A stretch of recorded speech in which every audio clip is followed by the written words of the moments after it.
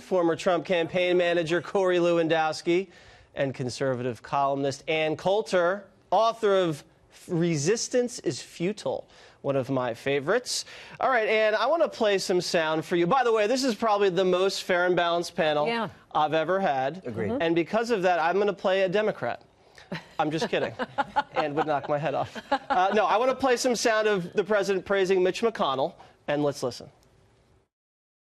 He goes down as the greatest leader, in my opinion, in history. What we've done is incredible together. But he's better when I'm president than he ever was when anyone else was president. Trump made Mitch great again, or as he's known favorably, Cocaine Mitch. What do you think, Ann? How are you going to turn that into immigration?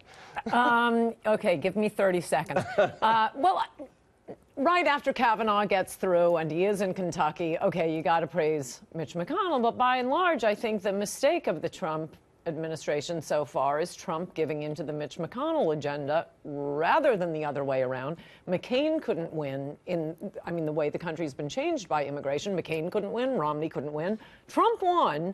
So why don't Republicans in Congress think, oh, this guy knows how to do it. Let's be like him. Let's pass funding for the wall and get the Democrats to vote against it. No, they go straight back to the old Republican playbook, tax cuts, military spending, continue the various wars we have around the universe. I mean, who are the biggest stars right now in the Democrat or Republican Party? Donald Trump, Lindsey Graham, and that wonderful Bill Cassidy. And Corey Lewandowski. If you could play that clip, that would be great, Party. too. What did they do? They stood up to liberals. Yes. You know the Bill Cassidy clip I'm talking about. He goes up to some woman who I think had brought her children into the halls of Congress, and, oh, you've ruined my children's future, and he looks at the kids and said, your mother's making you into a pawn. Don't ever be a victim like that. And if you're ever accused falsely as an adult, don't worry. They won't get away with it. Exactly. And Corey, Mitch McConnell does say he's going to get a lot of wall funding in the lame duck Congress if there is one. What do you think? Well, look, I think where you have to praise Mitch McConnell is him actually getting the federal judges through the system. This president's put 84 judges into the system, which has long-term ramifications for the electorate and for the people in the country for the foreseeable future. That is a testament to what Mitch McConnell has done. But the president has done it against the will of the Senate. Look, he just nominated some more people for the Ninth Circuit that were not with the advice and consent of the two senators from California, because he said it's time to change the judiciary because they have legislative from the bench. We've seen this too many times. To Ann's point, the immigration issue had to go all the way to the Supreme Court for a 9-0 decision to say the president of the United States has the authority to prevent people from coming into this country that he believes are a detriment to our country. The same power that every president has used since World War II, but we've seen judges all too often legislating from the bench. So to Mitch's credit, because of what the president has done, they've fundamentally changed the court system, and that's going to have long-term ramifications in the positive sense. Well, if Mitch McConnell could make the Ninth Circuit Court of Appeals Republican, give the guy the Congressional Medal of Honor. I want to play some really touching sound of the president today in the Oval Office. He just secured the release of a prisoner abroad from Turkey. Let's watch this very special moment.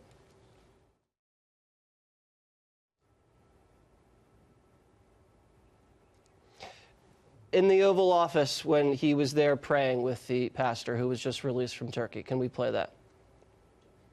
All right. So we all saw that today. To the build the wall chant. I know Ann wants to talk about immigration, but it was a very special moment when he secured the release of this prisoner.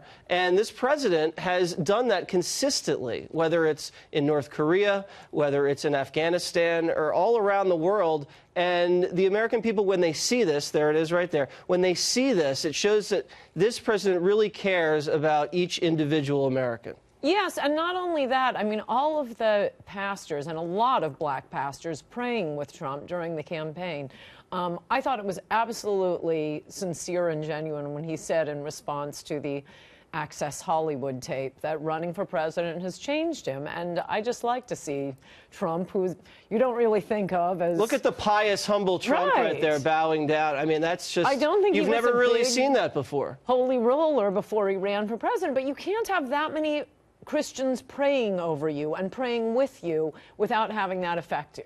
Right. Corey, what do you think? Look, I think the mainstream media wants to overlook all the success that this president has of bringing Americans home who have been captive overseas. No one's talking about the woman who was a captive against her own will in Egypt that he brought home. If you remember, he went to Joint Base Andrews one night at midnight to see people come back off that plane who were overseas. This president has done this time and time and time again without bucket loads of money, without palletfuls of cash going overseas. He's not negotiating with these nations. He's saying, you send our people home or we're going to have a problem. And he is drawing a line in the sand that those other nations have continuously walked across in previous administrations. And this time they understand if you cross this person, he is not a man to be trifled with, and there will be a recourse. And so we saw that today, and I think that family and the nation is very happy that he's back on U.S. soil. And speaking of drawing, if I could be the Democrat here, all that, though that is true, and Trump is strong, I'm not really that enthusiastic. That's not bringing people out to vote. What are these people doing in ridiculous countries to begin with? What we wanted was a wall. Well, yes. And you don't have to keep saving people who did. I feel like it's, skiers who go off into a no skiing area. Avalanche warning, don't go. And we have to spend all this money to get them back. Don't go to these countries. Well, I mean, Turkey can be a very nice place to be sometimes for some I'm people. glad we got them. I'm not saying it's a bad thing, but it's a much more important thing to protect the Americans who live here. Well, speaking of that, the president really delineated that vis-a-vis the midterm elections. Here was his contrast. Let's listen. The fact is, Democrats have become the party of crime. They have. Republicans are the party of safety, and we are the party of jobs, jobs, jobs. So the president has, I believe, a gift politically for really just in black and white terms. They're socialists, we're capitalists.